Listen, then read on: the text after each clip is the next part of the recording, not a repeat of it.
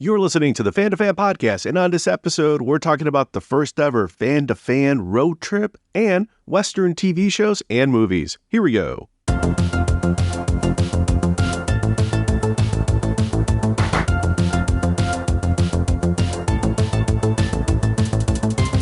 You're listening to the Fan2Fan Podcast. I'm one of your hosts, Bernie Gonzalez. With me today, fellow co-host Pete Charbonneau. And Pete, we are off the road. This is the Fan2Fan Podcast road trip debrief. I think that's a good way to call it, right? We tackled the road. We headed out from, you flew in from Chicago to Phoenix to meet me, where I was about to embark on my move back east, where I am now. So still getting used to East Coast time after being Arizona time for a couple of years. But yeah, we did the drive. We did it in style because, we're nerdy. And so, where else are you going to go if you're heading east, but you got to stop in Tombstone.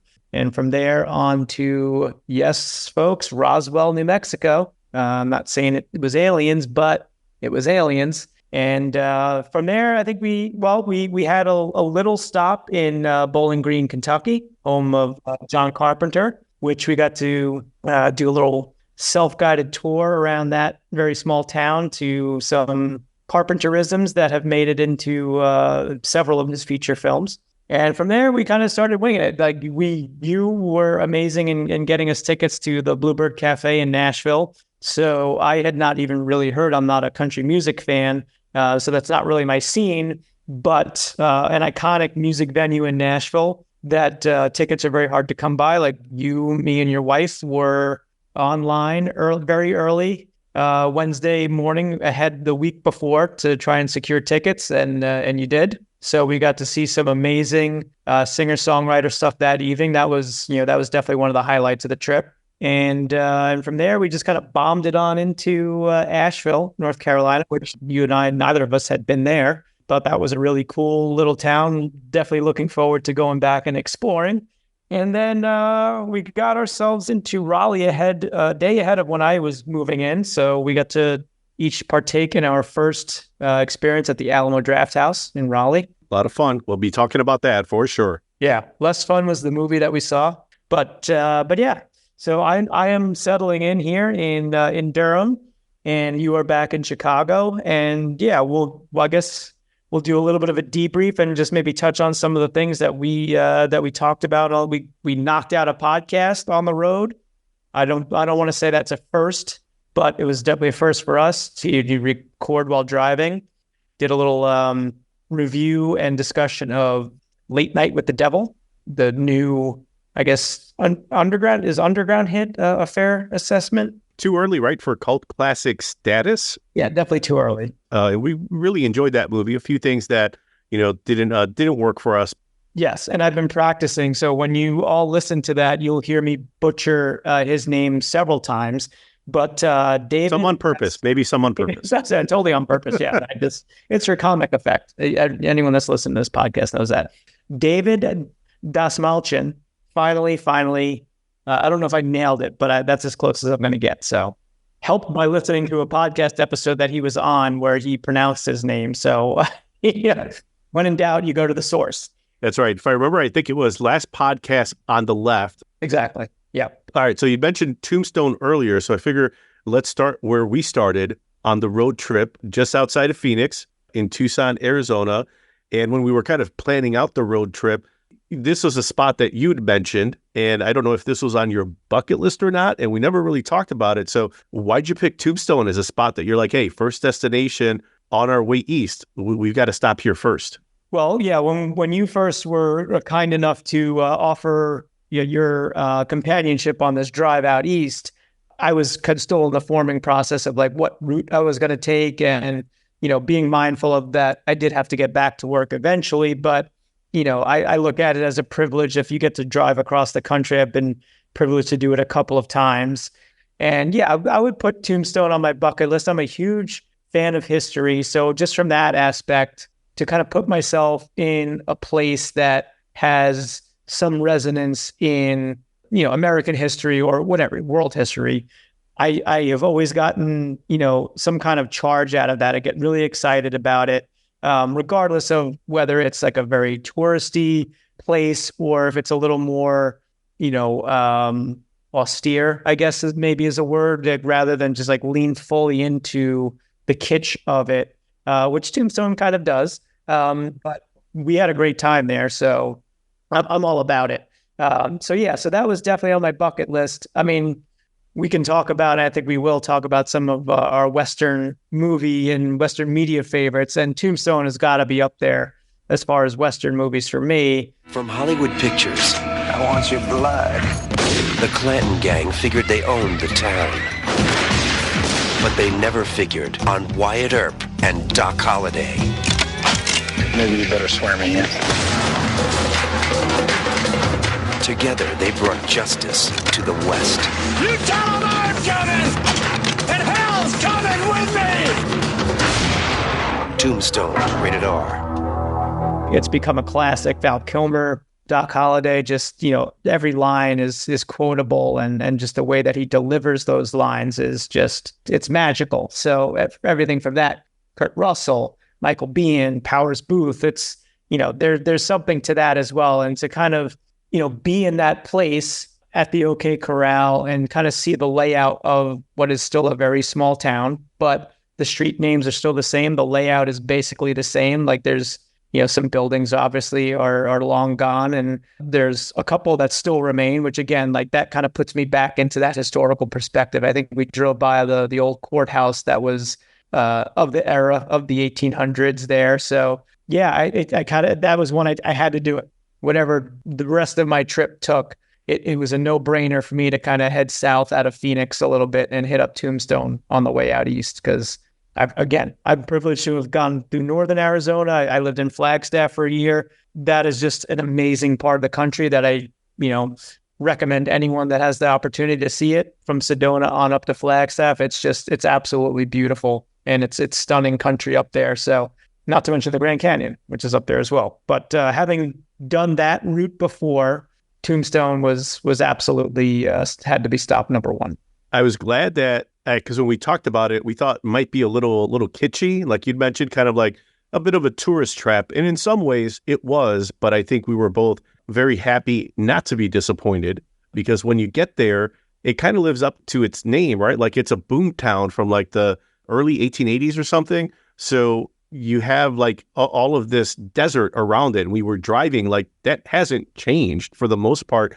You can certainly tell, like the only reason you're going there is because there's silver. That's it. And then this town automatically pops up. And from some of the stories we heard, and that was, I think, the part that caught us by surprise, is that you have some really dedicated actors and performers that are there doing like multiple performances a day, some more historical, some a bit family friendly. Some of them have pratfalls. I really appreciated that. Infusing their performances with a little bit of history, with a lot of charm. We did not expect it. We were thinking there's going to be a shop that's going to be Tombstone books, Tombstone wine, Tombstone gelato. And there was some of that. We really didn't pay attention to some of that, but it was that first performance, that first, like comedy gunfight, as they called it, that we were like, whoa, like this is like for $7-10, this is well worth the money. Oh, absolutely. Yeah. And it was completely unexpected. Like I think you and I have probably been to places that have, actors that kind of will do like seasonal performances, and they'll come into a city to do something for a period of time, or it's like a traveling show of some kind. But to see that there are actors that have like Hollywood film credits, as that one guy was at the end was talking about some of the movies that he was in. Seems like he was in every Kevin Costner film that has been shot like in the last 2 decades. Right. Yeah. Yeah. I think he may have like, blink and you'll miss it, like did a walk by on like Yellowstone or something like that. But I mean, yeah, wildly entertaining. It's like it's set up in this little theater, and you come in and it's so hokey and it's very kitschy, and they're playing like a loop of like 50s TV Western themes. And you and I showed up for was it the 1:00? That's right. So they had 3 showings, one at 11, 1 and 3. And the idea is that for, I think it was $7, you could just check out the place. But for $3 more, for a few dollars more, literally $3 more, you could check out the gunfight at those times. And that was kind of the reason why we're like, you know what, if we're going to get there, we'll pay the $3 for the gunfight. And like you said, it was like this pseudo paper mache town. Like, it felt like almost like a diorama. Like it could almost be like a set on a play on a stage. Yeah. And, they were just kind of inhabiting that area. There was a bank, there was a saloon, there was like a church, a little jail. Absolutely. Yeah. There was an outhouse. Like it was all there. Which comes into the performance. That's right. Yeah. I really enjoyed it. I would happily recommend that to anyone. The second performance we saw, definitely more imbued with history. Yeah. Since you were talking about the Tombstone movie, very much informed by the Tombstone movie. Yes. We'll have to talk about, I think we both saw Sam Elliott. I think pretty sure Pete and I saw Sam Elliott. The guy playing, I keep forgetting if I think it's Virgil Earp. Virgil Earp, yes. Virgil, Morgan, and Wyatt. Those are the three brothers.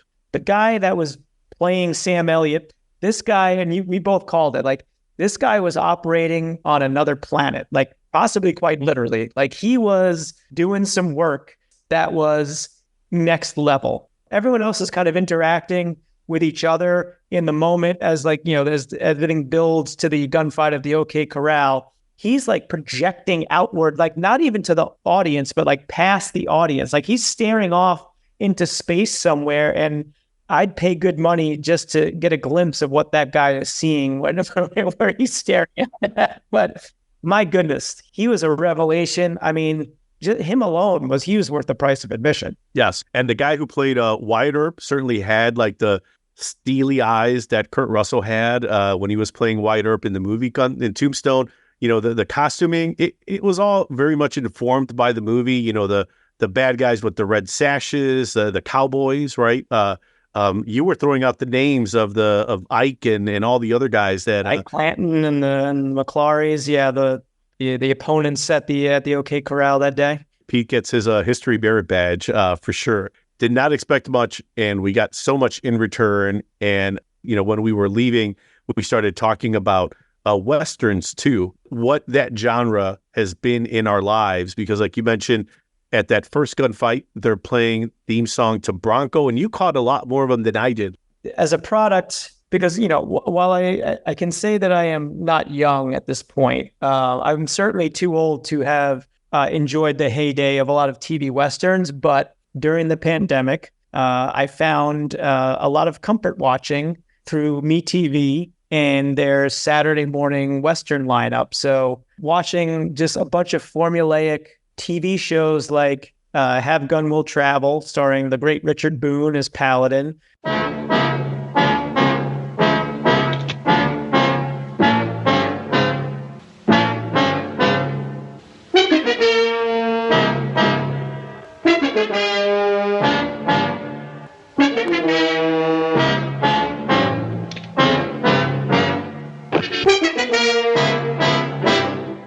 Gene Barry has Bat Masterson, that show. And I want to say there was a couple of others like, Wagon Train, Rawhide. There's just something about those episodic 50 show, like they're very of their time. Some problems with some of it, given that it's TV from the 50s, you've got a lot of, white dudes playing Native Americans, but there's just like this hokey charm to some of it. And like the theme songs are just ridiculously stupid fun. Like the Ballad of Paladin is a great one by, I think his guy's name is like Johnny Western is the singer that did the song for that. Bat Masterson, I don't know who the fuck sang that theme song, but his baritone is so low. It's like, you feel it in the Ghiblies, if you have them. And, it makes Barry White a soprano. Is that what you're saying? Kind of. Yeah. Barry White would like listen to that and be like, damn. Back when the West was very young, there lived a man named Masterson. He wore a cane and derby hat. They called him Bat Masterson. A man of steel, the stories say, but women's eyes all glanced his way. A gambler's game he always won. His name was Bat Masterson. The trail that he blazed is still there. No one has come since to replace his name. And those with too ready a trigger forgot to figure on his lightning cane. Now in the legend of the West, one name stands out of all the rest. The man who had the fastest gun, his name was Bat Masterson. So I have like this affinity for that like kitschy 50s Western TV. And I was picking out Maverick. That was another theme that was playing there. Maverick is a legend of the West. I think that's a good point. You mentioned like the episodic nature of them, because like I remember growing up and they were always on TV. Growing up with Lost in Space, Batman 66, like, you would watch Green Hornet, Kung Fu, and you would also watch Bonanza or Cheyenne because they were on in the afternoons. If, you were home from school or during the summers, you'd watch Hogan Heroes. And like right after that would be F Troop. Oh, yeah. Yeah, I still love F Troop. Some of those shows, like you said, they were hokey, but there was also something fun about them beyond the theme songs. I was reading that like in between the 30s and 50s, at one point at like its height, there were over 50 Westerns on TV at one time. And I think that just lets you know that for a genre that's kind of lost its luster now, I would probably say, that HBO series Deadwood, Unforgiven with Clint Eastwood, which was kind of like more of a Criterion level, Western, and there's been a few shows like Hell on Wheels that have kind of taken the prestige TV approach to the Western genre. But, compared to what it was in the 50s when you had Gunsmoke, The Rifleman, even Lone Ranger, Rawhide, Wanted Dead or Alive that had Steve McQueen, like you mentioned, Maverick with James Garner. Wild Wild West, which was like the slightly off-center version where you got the Secret Service guys and it's a little off-kilter from the typical Western. Little House on the Prairie, Lonesome Dove, like all of these shows that were just on perpetually when we were growing up. And now, they all kind of live on MeTV where people like you and me, we appreciate it for what it was. It was just a little bit before our time, but then seeing actually visiting Tombstone, seeing the OK Corral. I don't know. It was just like, oh, neat. Like it makes me want to throw a few Westerns in the rotation and watch them again. Yeah. I mean, I was burning through, it was on Prime for a while. I don't think it is now, but they had the 3 seasons of Bat Masterson on there. And I was like going through like a couple of episodes a night before I went to sleep. Again, like it was like a comfort watch, but it's so preposterous of how Gene Barry, I think the guy was probably in his like 40s when he made that show. Every episode he like rolls into a different town in the West and he's got like his cane and, that serves as a weapon most of the time. But like immediately the female star of the week who's, probably in her late teens, early 20s is like falling for this guy. And he's all about like, I'm just going to stay for a little bit. I just want to, do a little gambling, make some money and move on. And of course, like it's like almost every episode, like by the end of the episode, this poor woman is like, Bat, won't you just stay, can I convince you to stay a little bit longer? And like every episode ends with him like getting on the stagecoach and riding out of town. It's just, it's so dumb. But like you at some point you just kind of give into it and you're just like waiting for it because like, all right, well, I know he's going to leave this woman too because he's not ready to settle down and be tamed, and he's got to head off to Denver or wherever he's off to next, Cheyenne, and and then next episode he rolls into another town where there's another 20-something woman waiting to just completely melt at the sight of him stepping out of a stagecoach, and it's so ridiculous, it's so silly, but God help me, I love watching that kind of stupidity. I think those were the shows that actually watching TV and movies taught me how to watch TVs and movies, if that makes any sense. And like shows like that, when we got to Incredible Hulk in the 70s, and even going back to like for sure a show like Kung Fu with David Carradine, that was very much in like the Western era.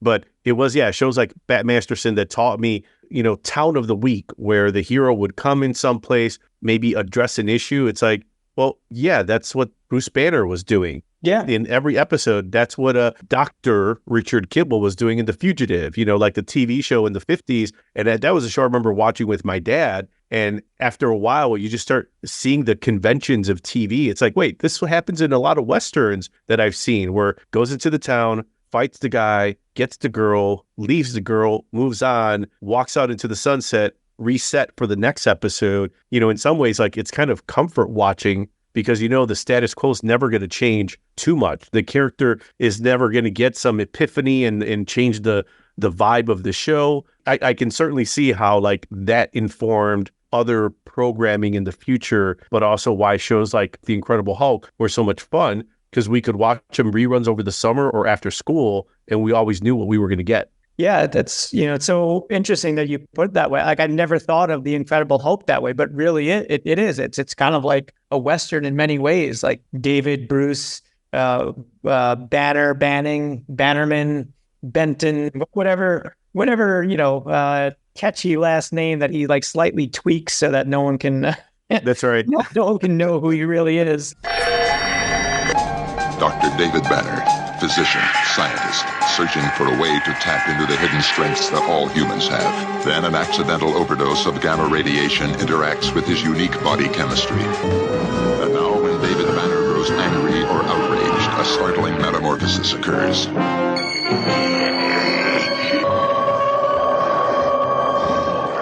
Yeah, it's wild. Like, I have to imagine that was on the minds of the writers and the creators of that show, was like, yeah, we're just going to adapt like a Western. Worked so well for so many years. Like you said, like there's so many Westerns on TV at one time. And I also like how you talked about, some of the modern stuff that it's more like prestige now, but I think there's like some really interesting stuff is out there. Like I put the question to you, like, do you have like a delineation, like in terms of Western, do you kind of gravitate more towards like the modern stuff? Like, do you have an affinity for, any of the, like the old Western stuff, like a lot like the spaghetti Westerns or like some of the classics, but where do you fall on that line? I would probably break it up into like 3 categories, right? Because like there's all those original movies, Stagecoach and like Shane, and like some of those felt a little bit before my time. I think of that group, The Man Who Shot Liberty Valance, like those felt like my dad's Westerns. Mm-hmm. When I saw The Wild Bunch at the time, I just discovered John Woo. And I was, I wanted to connect the dots. And reading an interview with John Woo, he'd said he was influenced a lot by Sam Peckinpah. So then you see The Wild Bunch and the slow motion, kind of like the balletic violence and action. You can certainly see the connective tissue as like, oh, this is cool. I want to see more things like this. And then I remember that brought me to Magnificent Seven, that then unlocked the spaghetti Westerns. So I'd say like there's like my dad's Westerns, like, The Searcher, Street Ten to Yuma, like the original. Mm-hmm. And there's modern day stuff like, like Unforgiven, even movies like No Country for Old Men that have that like Western vibe to them. Yeah. And they kind of deal with all the themes about like searching for freedom and individualism, like all that stuff is there. I think for me, my pocket is for sure spaghetti Westerns, and even the ones that I'm starting to discover now, like where Good and Bad and the Ugly, great. Love that movie. For a few dollars more, Fistful of Dollars, Once Upon a Time in the West, love them all. It's not until more recently, and actually that's been through getting to meet Fan2Fan Podcast, superstar Nick Dyack, and his affinity, his like treasure trove of knowledge of Italian cinema, that I've been able to see movies like Django, the original ones, not the Tarantino one, and get a sense for like the context of like Italian cinema at the time and how they were making copies of movies. It's like, well, yeah, of course. Like when you have 50 plus TV shows on American TVs, of course, they're going to make more things like that are on a lower budget, that maybe take a few more chances, have a little bit more Technicolor blood. Those are the ones that I'm discovering now. So I'd say older ones, newer ones. I'm like right in the middle with the spaghetti ones, because I still feel like I'm still discovering those now, but I'm enjoying them for what they are. Yeah, unless we forget our good friend Tony Anthony in Coming at Ya. That's right.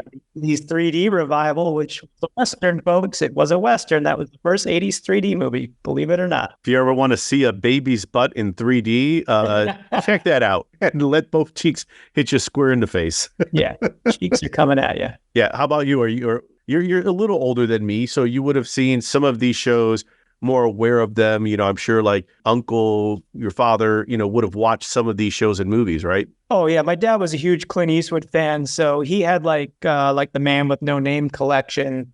I'm almost embarrassed to admit, like I have not seen. I looked up before we started recording, kind of like what's considered 50 best Western movies of all time, and I've been woefully behind in seeing most of them, especially the older ones. I just I love the genre, but I'm just far from a completist. Like there's stuff on there, like Stagecoach, High Noon, The Searchers, stuff, Rio Bravo, stuff that's just like, considered classics. I have seen The Magnificent Seven and The Wild Bunch. So there's a couple in there that I've gotten, but, there's some of the modern stuff I really like. The remake of 3:10 to Yuma I thought was excellent. I was like really into that one.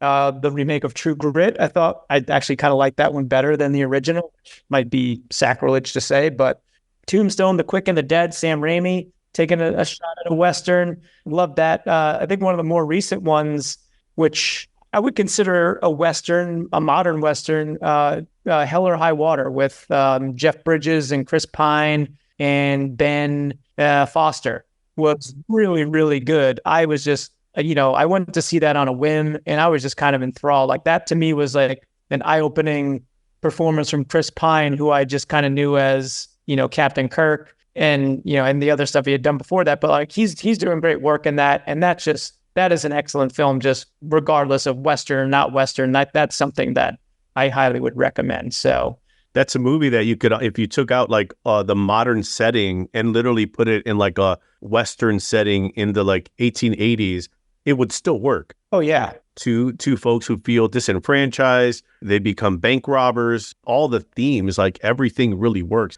Yeah, that's where, maybe that's the lasting legacy of Westerns, the TV shows and the movies, is that, you could get Hell or High Water, No Country for Old Men, and in some ways, they're kind of spoon-feeding Westerns to modern-day audiences to say, if you're okay with this, like, if you get a guy with a hat and some chaps, you might be okay with that if it's done well. Yeah. Yeah. And I think, some of it I think is like it's atmosphere and attitude. And while Westerns have certainly fallen out of favor, I think now one will come along or a couple will come along that really, like you're talking, I mean, I know you're a huge fan of Deadwood, which is something that I need to fully experience, because I started watching it years ago and just, and I liked it. I just didn't get through it. But something like Justified, one of my favorite shows of all time, Timothy Oliphant doing tremendous work there with, I mean, that whole cast, everyone in that cast is great. And I would be remiss if I didn't mention, if we branch out into the world of video games a little bit, but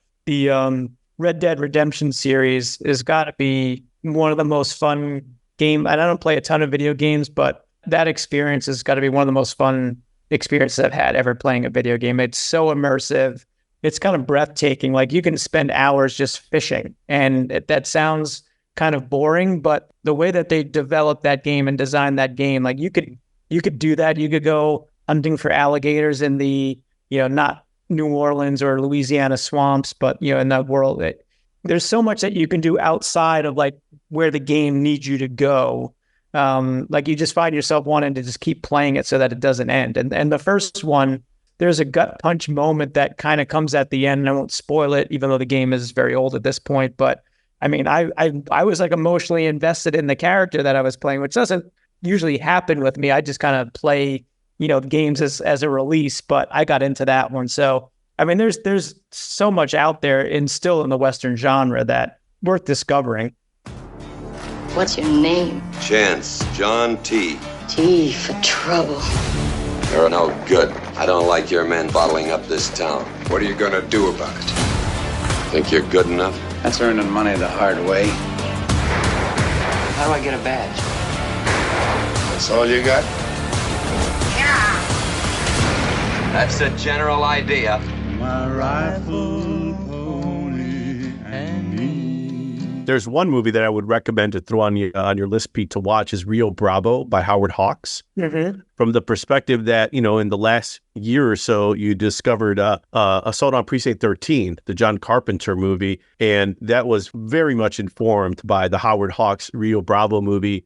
I'm imagining a young John Carpenter doesn't have a lot of money to work with, wants to lean into the like exploitation genre, a police station that's essentially been abandoned, and they get attacked by these zombie-like gang members. Then you see Rio Bravo, and you're like, I see where you got that from. Like, that all makes sense. Yeah, I definitely want to go back and see a lot of those classics, because I have a feeling I would appreciate them a lot more now again than when I was younger and first kind of getting into it. I mean, I unabashedly love the Young Guns movies. Emilio Estevez,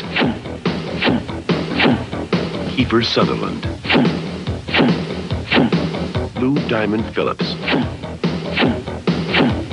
Charlie Sheen.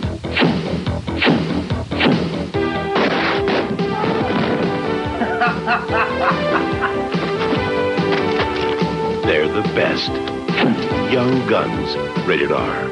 Now playing. My buddy Andrew and I would quote Young Guns. We quote like Jack Palance's lines all the time. Just, because that's what you do when you're stupid teenagers. It's like, but historically not very accurate, but like for the time, like they were wildly entertaining for me in a time, I think, before Unforgiven had come out. So a real kind of desolate period for Westerns. And so, someone had the brilliant idea of like, well, we'll just do, not quite the Brat Pack, but we'll just take, all these up and coming Hollywood actors, throw them into a Western, and let's see if we can make some money off of that. And they did. So before we dust ourselves off from this topic, do you have any other like random Westerns out there that you think either me or just listeners out there might, that they might not know of that might be something worth checking out? I'm going to throw a modern day one out there because, again, I think especially for a genre that is not as popular as it was before, I totally can understand someone's apprehension now to watch High Noon or Man Who Shot Liberty Valance, and they might think those are a little older. I get it. But I'll throw something else out there that's more contemporary, and that's the assassination of Jesse James by the coward Robert Ford. Came out in 2007, Brad Pitt, Casey Affleck. Good movie, just like oozing with atmosphere, amazing cinematography and lighting. Everything about that movie, if you were a little tentative to watch like an old school Western, you watch something like that. This movie in the West, but feels very modern. Yeah, I really enjoyed that. I don't think I've seen it since first rented it with the ubiquitous cousin Mark. But yeah, I mean, you're right, bang on with the atmosphere and that. It's like, and again, being a history buff, I knew enough about, the story of Jesse James and Frank and, and the gangs that they were riding with. That had my interest. But yeah, I mean, that I would call that like, you could be pretentious and call things like that's film as opposed to a movie. But to me, like that's almost like, yes, that's like a film. Like I wouldn't call that movie. It's like, it's kind of elevated into that echelon. And I hope that it's not meant to come off as being pretentious. It's just the craft that's involved in putting that together is like, it goes above and beyond. Certainly it goes above and beyond Young Guns too. I would put that one almost in the same category as There Will Be Blood, where there's just something about those films and the way they're made that, I can enjoy those as much as I can enjoy Tombstone, but I see Tombstone as a movie and I see those as films. All right, I've got one question for you, Pete, before we ride into the sunset. Interested to see what you think here. So we've been to Tombstone, went to the OK Corral. You're a history buff. We've seen Sam Elliott in person, or his distant cousin. He certainly had the mustache for it. If you could time travel, Pete, and live in the Old West, would you do it? Would you step into the time travel machine and head out back to the Old West? So I can say that I am such a fan of history that I have been to Billy the Kid's grave at Old Fort Sumter, New Mexico. And there was a time, certainly again in my late teens, early 20s, where if you were to ask me that very question, like if you had any period of time that you could go back to, I probably would have said the Old West, having a very much romanticized view that was filtered through film and television and Time Life books. Time Life books got on the trail of the Old West. Good thing, too. They rescued photographs you didn't know existed. Put it all down while you could still get the straight story about people. Like these two sons of a Baptist minister. They staged the first daylight bank robbery in U.S. history. Frank and Jesse James. Here's Clay Allison. Called himself a shootist. Hair-trigger Bat Masterson, who wound up a New York sports writer. And what kind of lady was wanted for horse stealing and bootlegging? That was no lady. That was Belle Starr. John Wesley Hardin. Before the Texas Rangers caught up with him, he shot 44 men. One of them just for snoring too loud. And that's in your first book alone, The Gunfighters. A big, handsome volume with a look and feel of hand-tool leather. Take 10 days to look it over. No obligation. Return it, and you can forget the Old West. Or keep it, and about every other month you'll get another volume for the same free once-over. The Great Chiefs, the Gamblers, the 49ers. Keep those you won't. Cancel any time. The Old West. You still find it in Time Life books. Hi, I'm Kathy at Time Life Books. If you call now, you'll get the Gunfighters for just $4.95 plus shipping and handling. That's $8 off the regular price. Plus, you'll receive this Western belt buckle free when you purchase your first book. Call 1-800-228-1881. That's 1-800-228-1881. It seemed like, it just seemed like this, like, oh, wow, that, just to kind of be out on the frontier, and there's not really any laws or rules. And if there are, they're kind of loosely enforced. It's like, there's something about the freedom of it all, like just being out there, kind of trying to make your way. But, the downside of that is being an avid reader and reading up on a lot of that stuff. And you realize that it was really not a very pleasant time period, an area of the country. There's so much going on that was problematic between the treatment of Native Americans, between the use of slave labor and the Chinese to build the railroads. I mean, getting past that romantic sheen, which you kind of have to do if you want to take an honest assessment of a period of time. Yeah, I mean, the romanticized version, I'd be like, sure, yeah, put me back there in a heartbeat. The realistic version is like, no, probably not a good place to be.